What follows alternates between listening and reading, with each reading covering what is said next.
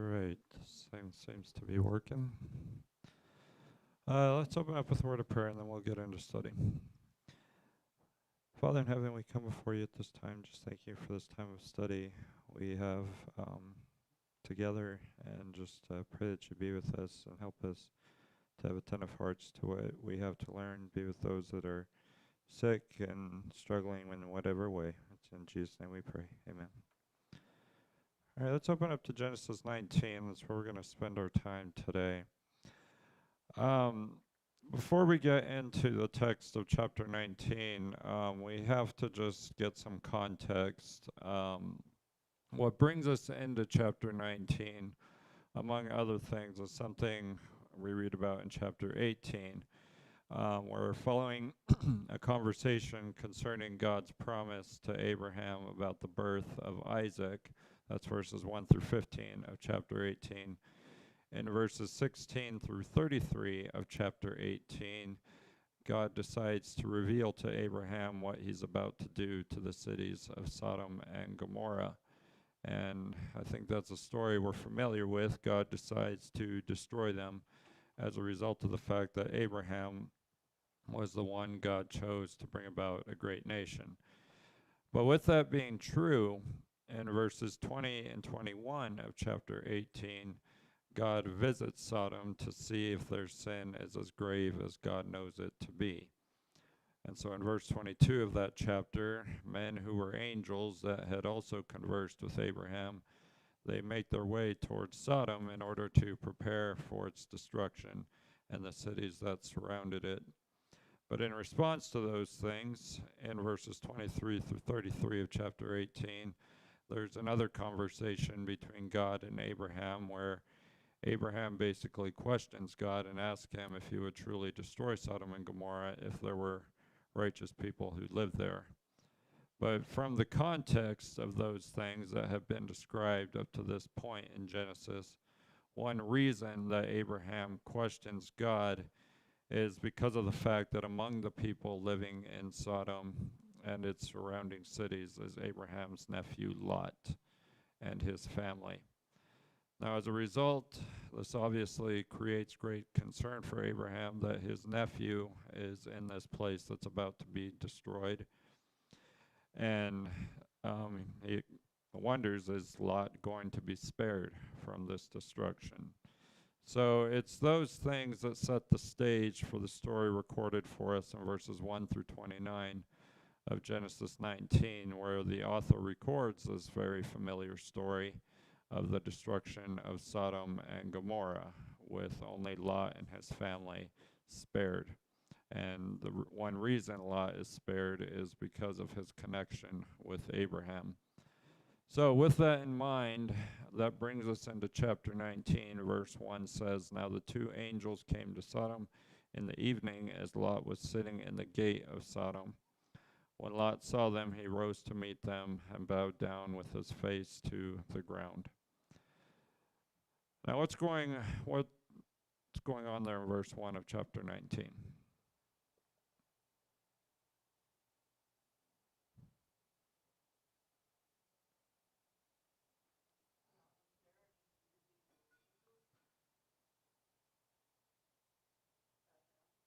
Okay, so yeah, Lot's there. They come to Sodom and he greets them and bowed down. Now what's this bowing down idea about?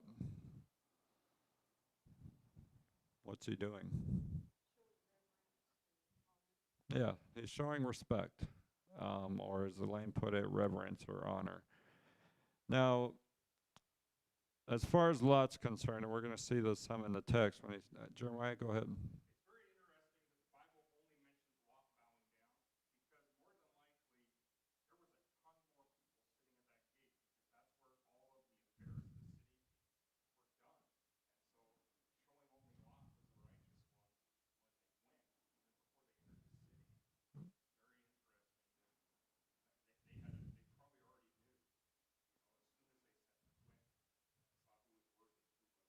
Yeah, that's true. The city gates were a place of meeting, but of course only Lot is mentioned here, and he is the one that's bowing down.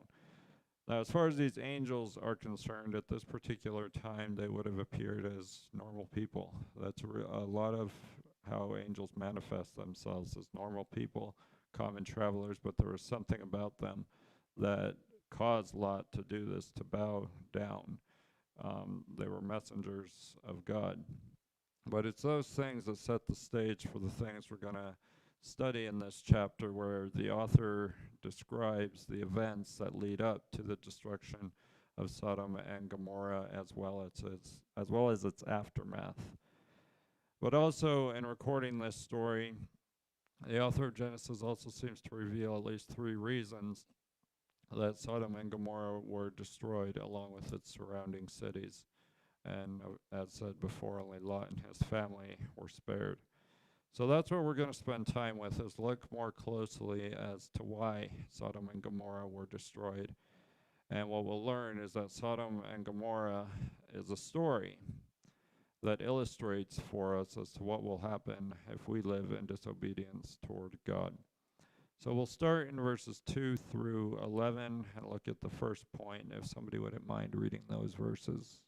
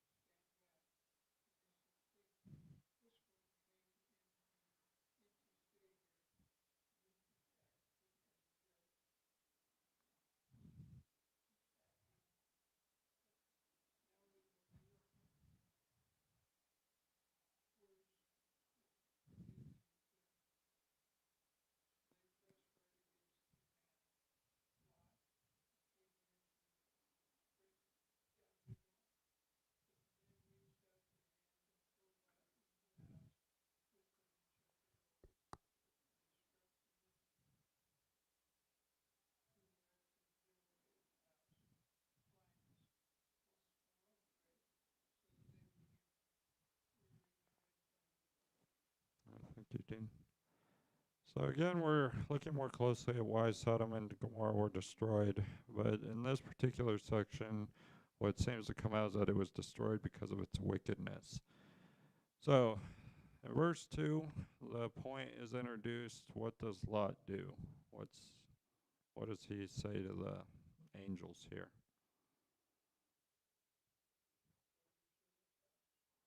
Okay.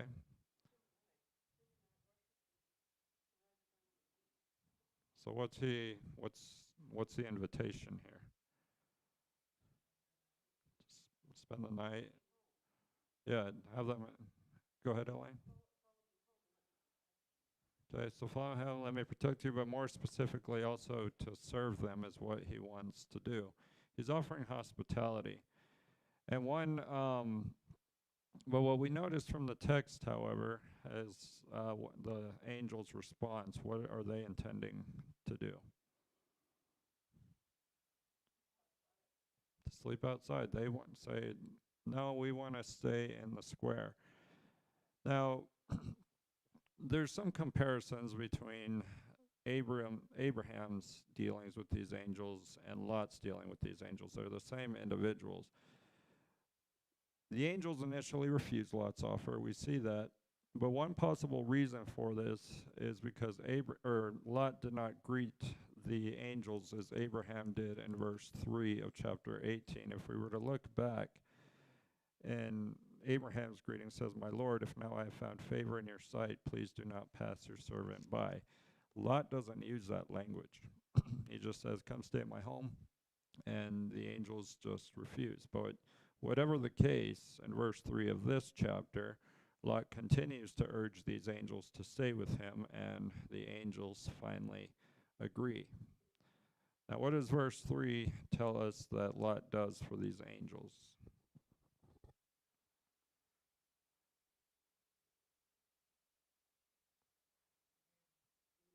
They made him food. That's what the text shows. And so he prepares them a meal there in verse 3 of this chapter. Now, what does the meal consist of? Well, unleavened bread and a feast. So this is telling us the kind of meal that he prepared. Now, this was not a typical meal for guests that consists only of unleavened bread. A typical meal for guests would also include some type of meat in addition to the bread. And this is especially evident in the Passover meal that is instituted in the book of Exodus. You had the lamb plus unleavened bread and other things that might have been included. So Lot is not being as hospitable as he could have been. Now, with that being the case, in verses 4 and 5, the author of Genesis begins to reach the point of emphasis of this section. And he records for us that before Lot and his guests would lay down, the male people who lived in Sodom, both young and old, came to surround Lot's house.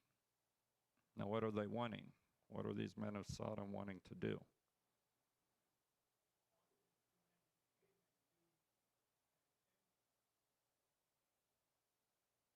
Say that again, Dean.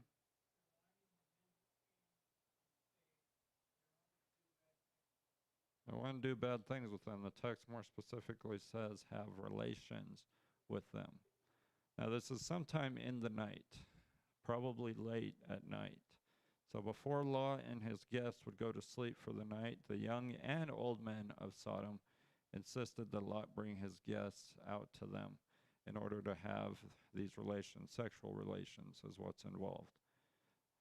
With that in mind, one thing the author of Genesis is showing here is that the city of Sodom had a large homosexual population that consisted of both young and old men. You cannot read this story without dealing with the fact that some of these men were homosexual, just like we have today. But another aspect of the picture being painted here is that these men were also hostile in their intentions. They were very aggressive in their intentions here. Questions or comments up to this point? Yeah, exactly. Sodomite does come from this chapter. So that's an important point to remember.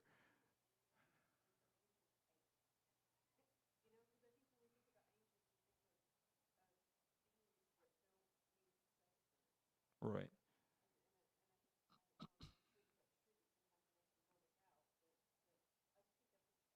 Yeah, they're appearing in human form. That's a lot of how angels manifest themselves. Um, there's the scripture which says, entertaining angels unaware. You're unaware of your dealings with angels because they look like normal people. You could have very well ran into an angel at any given point and not have no idea.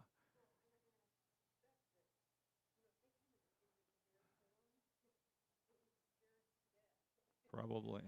Yeah, because these are otherwise spiritual beings.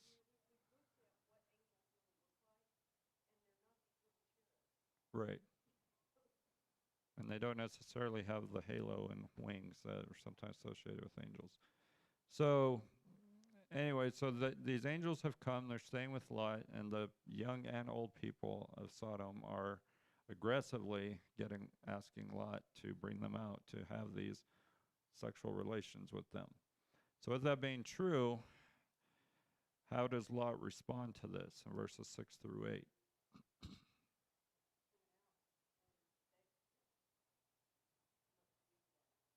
Beg them not to do that. What else does Lot do? He offers up his daughters to take them instead. Now, how does Lot address these people? What does he call them? Calls them his brothers. So there's some kind of relationship that exists. Not necessarily his literal brothers, but it's a common term that we find in Scripture to appeal to someone. Go ahead, Elaine.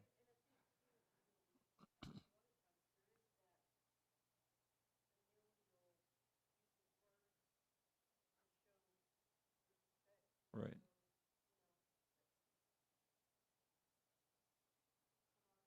Right. It's to show camaraderie. Yeah. He is trying to win them over. So it's a plea here. He's begging them, don't carry out your intentions, but he offers up his daughters. Now, part of the reason for that is because his daughters have not yet had relations with a man. But that's something that would change in verses 36 through 38 of this chapter, where, of all people, his daughters have relations with their father, with Lot. But in these verses, however, Lot offers his daughters to the men of Sodom as opposed to his guest. And part of the reason for that is because Lot felt an obligation to his guest at all cost. Now, we're not going to get into the right and wrongness of offering up his daughters. That's a different discussion, but it's the point the author is making, that Lot offered up his daughters in an effort to protect his guest.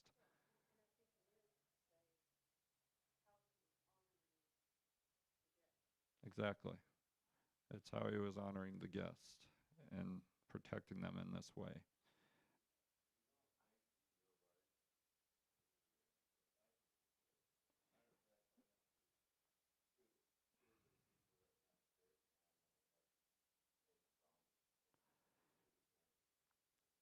These are the same individuals that dealt with Abraham in chapter 18.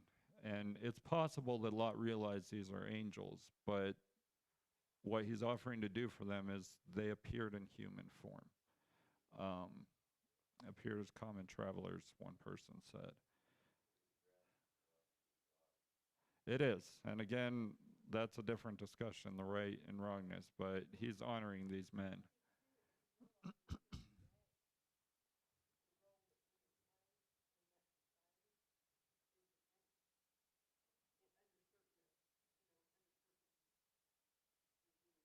Yeah. Anything else on verses 6 through 8? Okay.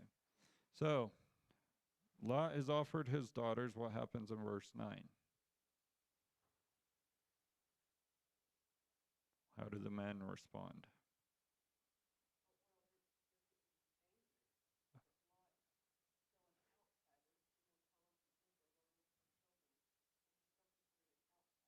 Yeah, he's still considered an outsider. They call him an alien or a stranger in the city of Sodom. So they're pressing hard against Lot. They're asking him, what makes you the judge of us, since you came from the outside? So they're making attempts to break the door into his house. So they're becoming increasingly angry with Lot. And so they're pressing even harder to get into Lot's house. So with that being the case, in verse 10, the author of Genesis goes on to record that the men, which in this verse refers to the angels, reached out their hands, and what did they do? They pulled him into the house, and they shut the door. Now, in this verse, the author is recording the fact that at this point, the angels had had enough. They're seeing what's going on. They pull on back into the house and shut the door in doing so. What do they do next in verse 11? They, they strike them blind, both small and great, so that they wearied themselves trying to find the doorway.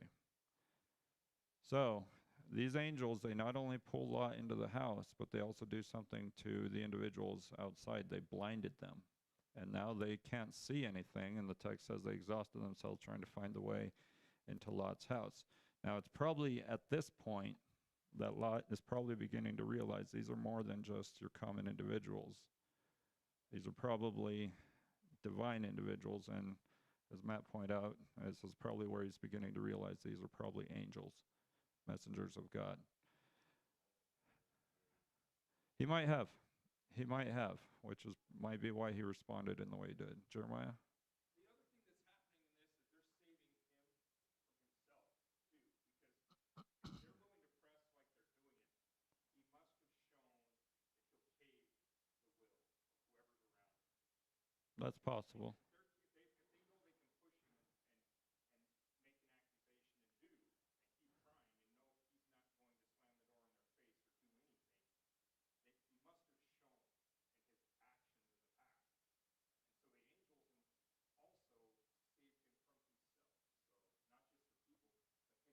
people, but him giving in and not being able to be saved. That's possible. Lot might have eventually caved.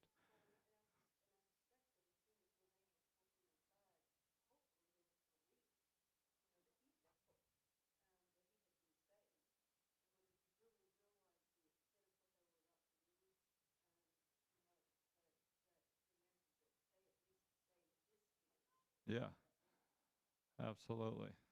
So they saved him right away. Anything else? Okay, so what we're seeing here is that the people in Sodom and Gomorrah were wicked, and that's one reason that the city and would have been destroyed, these cities, I should say. So that brings us into verses 12 through 22, where we begin to see another aspect of Sodom and Gomorrah.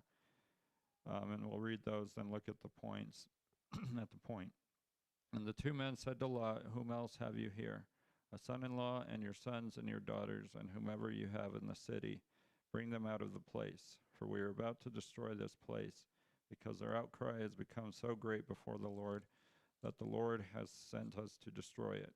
Lot went out and spoke to his sons-in-law, who were to marry his daughters, and said, Up, out of this place, for the Lord will destroy the city.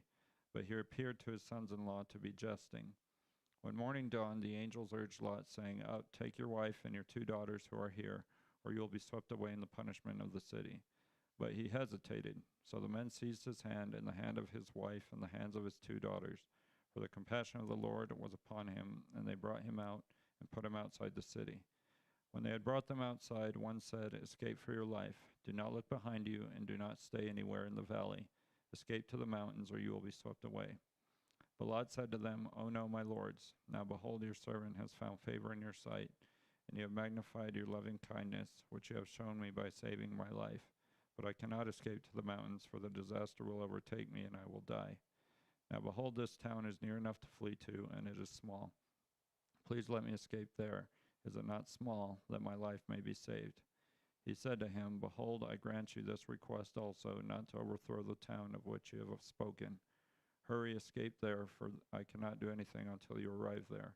Therefore the name of the town was called Zoar. Now, the point we're going to be looking at here, a second reason that Sodom and Gomorrah were destroyed was because of its outcry of sin.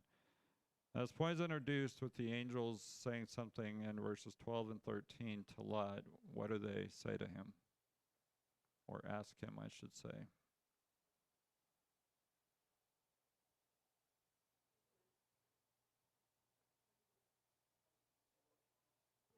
Sorry.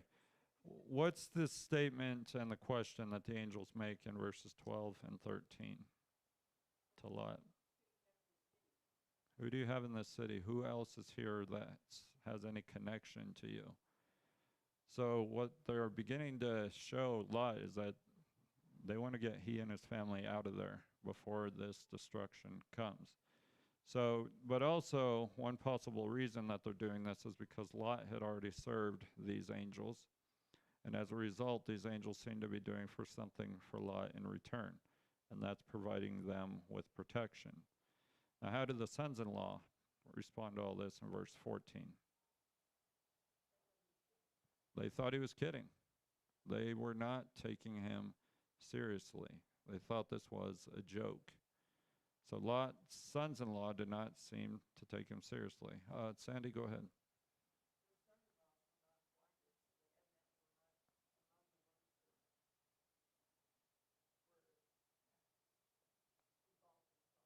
Right. The sons-in-law probably would have been in the house along with the daughters. Um, but they don't take this issue seriously.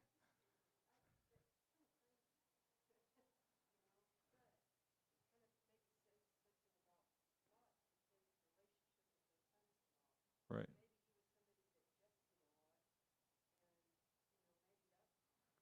Yeah. It does say something about the relationship here is just they didn't take him seriously for whatever reason. Now, from this point forward, they're not going to be mentioned, so it's very possible that they got destroyed along with Sodom and Gomorrah. The daughters escaped, that becomes clear, but not necessarily the sons-in-law. So, but Lot has a sense of urgency. He realizes this is coming, we got to get out of here. But all the same, what happens in verse 16 with Lot?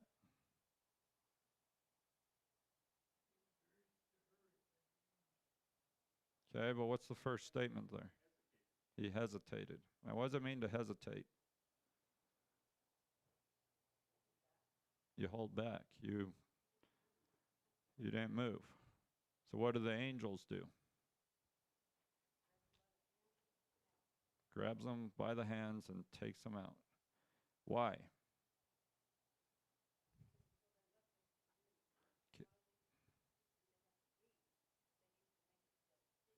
Right. That's later in the text, but what's God's role in all this? Why was Lot and his family going to be taken out of Sodom?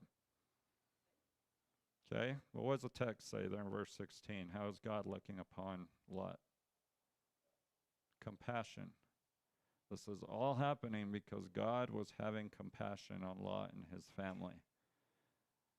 And a lot of the reason for that compassion, again, as said earlier, was because of Lot's connection with Abraham, God's chosen man. So with that in mind, in verse 17, the command comes out, you need to get out of Sodom and Gomorrah, but what else does it said there in verse 17, in addition to escaping? Escape for your life. Don't look back. Yeah, don't look back. Escape, don't stay anywhere in the valley, but instead escape to the mountains. So there's multiple commands. It's a series of commands given by one of the angels, and it's all about escaping from this destruction.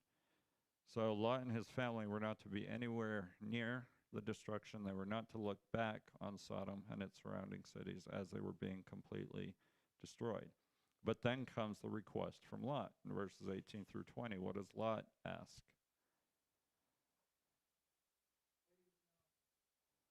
Where does he want to go? Yeah. Still probably in the valley. So he's asking, there's a town nearby, a small town, let me escape there. Now, the idea that it was small, it's not only the fact that it was a small population, but could also refer to the fact that it was a town of little significance, different from Sodom and Gomorrah. So Lot just asked, let me escape there. I don't think I can get out of here in a timely manner. So in verses 21 and 22, the angels grant Lot's request, and this town receives the name of Zoar. Now, the angels not only grant Lot his request, but this town also receives a name, Zoar. It's a name that means small. And that's all because of how Lot described it as a small town. So putting these verses together, another reason that Sodom and Gomorrah was destroyed was because of its outcry of sin. The text says that the outcry of Sodom and Gomorrah became very great. And that's an idea referring to the fact it was because of the gravity of their sin. So this sin is pictured as an outcry because the city of Sodom is personalized in a way, along with its surrounding cities, by being pictured as a victim of the sin that existed within those cities. As a result, these cities were destroyed because it was the way that God would rid them from the great sin that existed within them. Anything else before we get to verses 23 through 28? Okay. So, point number 3, or third reason that we're going to look at as to why Sodom and Gomorrah were destroyed in verse 23 through 28, if somebody wouldn't mind reading those verses.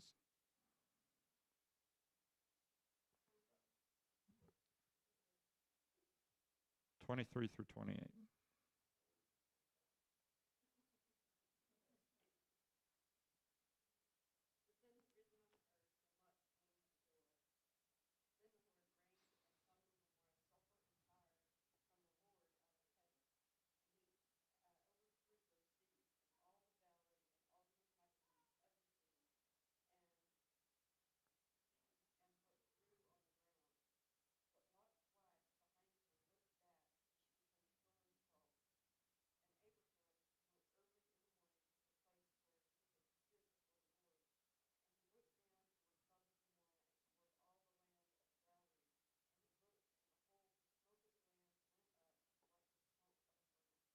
Thank you, Elaine. Now, here's where we begin to see more specifically God's role in all this. And so, the point we're going to look at is that a third reason Sodom and Gomorrah was destroyed is because of God's action. So, the stage is set. In verse 23, sun comes up. Lot's already in Zoar, the small town. Not much we need to spend time with there. But what happens next in verse 24? What does God do?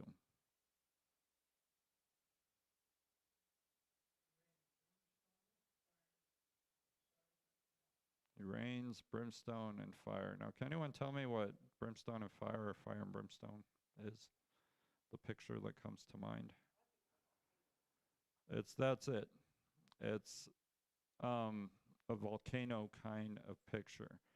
But also, because this happens, the landscape would completely be changed. Now, can anyone remind me what this part of the world looked like when Lot came to Sodom and Gomorrah? It was lush and green, very beautiful place. But then this happens. The landscape is completely changed. Now, this brimstone and fire is kind of like volcanic material. There's sulfur coming down on the area, but it's completely destroyed. It's leveled to the point that it would not be inhabitable for a very long time. But one point of emphasis in this verse is that it all came from the Lord. The author is emphasizing that all this activity that is happening had its source in God. So with that in mind, the author says that God overthrew these cities in verse 25 and all the valley and all the inhabitants of the city and what grew on the ground. Everything and everyone were completely destroyed. So it's here where we see that the area in and around Sodom and Gomorrah was changed. Went from a lush, populated area to a desolate, barren area that could not sustain life in any way. Which also means that if Lot and his family had stayed, they would have lost everything, including their lives. Now, with that being true, what happens to Lot's wife in verse 26? She turned back and she become. Why? I mean, she just looked back. What's the big deal? They were told not to look back. That's it.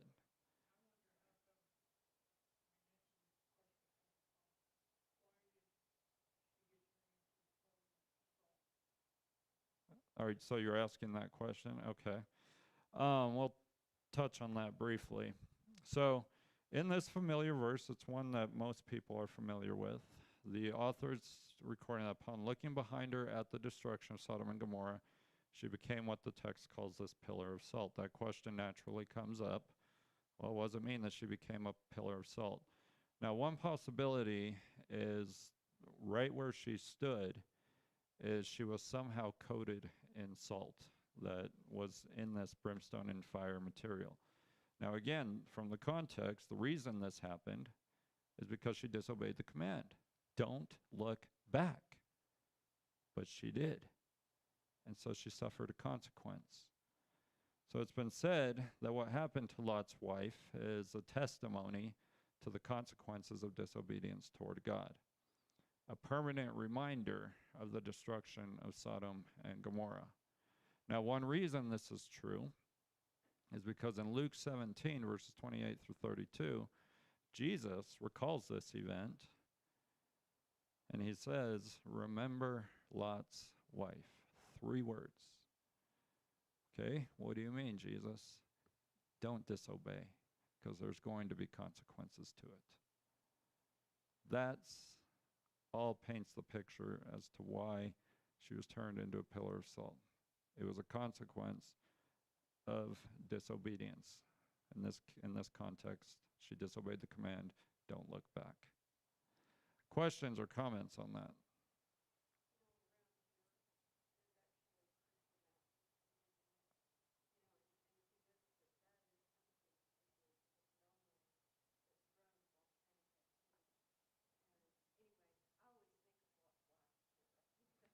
Yeah. So, good point. And a good illustration. Anything else before we get to verses 27 and 28? Okay. So, what happens next in verses 27 and 28?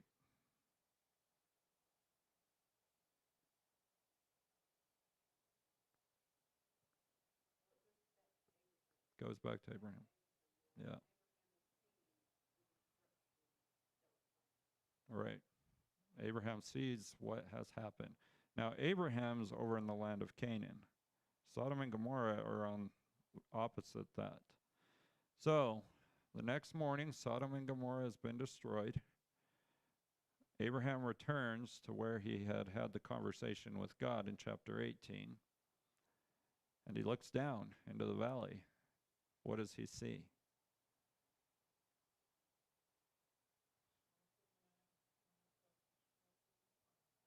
He sees smoke. I think we all know what that's like. But he compares it to the smoke of a furnace. Now, in this particular case, this furnace was an oven. It wasn't what we think of as a furnace. It was an oven that was used to bake pottery, but used very extreme heat. So as that pottery's baking, you're seeing smoke come out from wherever it came out of. But that's how this destruction is pictured. God did use extreme heat in this fire and brimstone to destroy Sodom and Gomorrah and its surrounding cities. And that would have created some smoke. And that's what Abraham's seeing, the aftermath of the destruction. Questions or comments on that? Okay. So putting verses 23 through 28 together, considering the reason why Sodom and Gomorrah was destroyed, and that was because of God's actions. Sodom and Gomorrah were destroyed as a direct result of the actions of God. He brought fire and brimstone on the otherwise lush area that were Sodom and Gomorrah and its surrounding area. Now, this destruction of Sodom and Gomorrah would become an illustration of God's judgment on those who live in rebellion toward him. Now, the smoke that Abraham saw following this destruction is something that would also serve as an illustration of God's judgment, because this image of smoke would become to represent the presence of God in the midst of fire. Now, we think of Exodus. When Moses is meeting with God on Mount Sinai, the people who aren't on the mountain, they just see fire and smoke. They know God is there. So smoke is an image that represents the presence of God. So this brings us to the close of the story in verse 29. Thus it came about when God destroyed the cities of the valley that God remembered Abraham and sent Lot out of the midst of the overthrow when he overthrew the cities in which Lot lived. Now this closing statement records that the author records refers to the fact that it was because of Abraham that God allowed Lot to escape. It wasn't because of anything Lot did. It was just because of Lot's connection to Abraham that God spared he and his family. Now, with that being true, the picture being painted here, it was not because of Lot's righteousness, but because of the righteousness of Abraham that Lot was spared. So, the point we should see from this story, the Sodom and Gomorrah, is that there were different reasons that it was destroyed. The different factors were involved: its wickedness, the greatness of its sin, and ultimately because of God's actions. So, this story shows us, among other things, that there are consequences for disobedience toward God. It's already been said that the Sodom and Gomorrah story illustrates for us God's only going to let sin go on so long before he does something about it.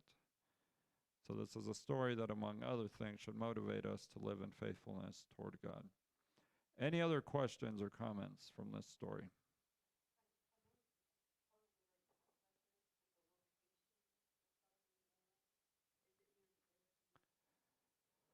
Um, it's near the Dead Sea, but I think it's a little bit north of it. Um, yeah, because you have the land of Canaan, and Sodom and Gomorrah, if my geography is correct, would have been on the other side of the Jordan, east of it. So, but I'd have to verify that. So, Sandy?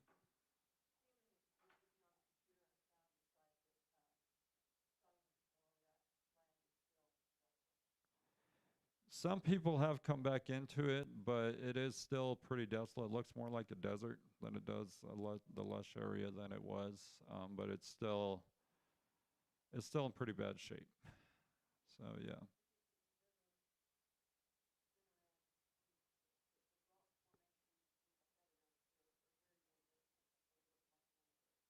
Yeah.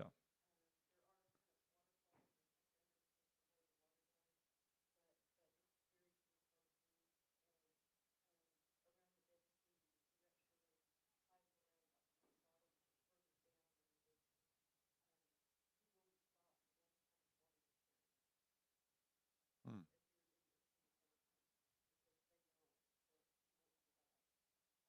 Hmm. Did not know that. Anything else? All right. Jeremiah, will you close us in prayer today?